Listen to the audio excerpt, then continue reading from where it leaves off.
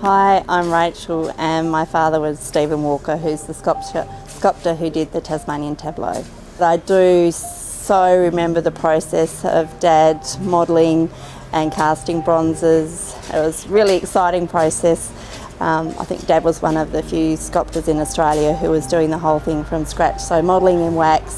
I do remember Dad doing so much research around the thylacine, because obviously he had nothing to model from in real life, but he had thylacine skulls that we had down in the studio for years. He's watched the old videos, he did so much research. He spoke to people who'd been thylacine tiger hunters, and he was really passionate in the research that went into this work.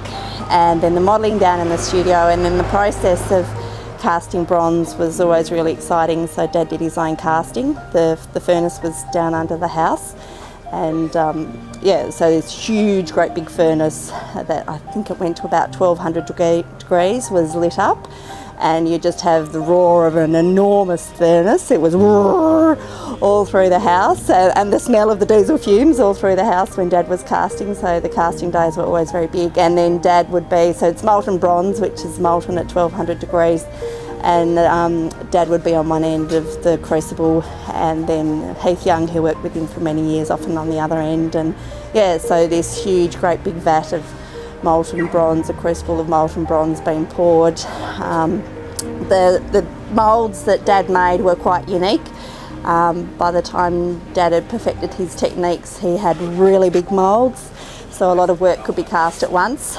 But it was never a guaranteed process, so there was always that big moment of breaking open the moulds and hoping like mad that the bronze casting had gone okay, or else there'd be a lot of swear words.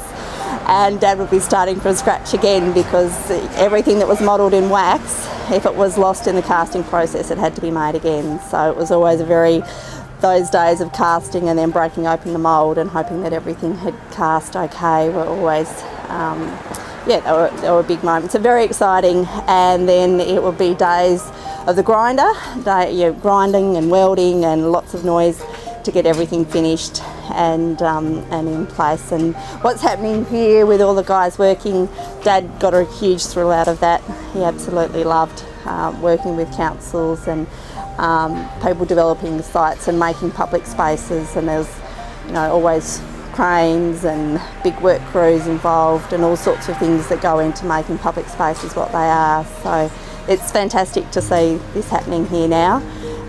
It's a real thrill, and I'm sure Dad would be so thrilled. It hasn't gone far, it's just gone from there to here, but I think this is a fantastic new location. It's huge credit to the council for giving the sculptures a real prominence here, and the family's really thrilled about it.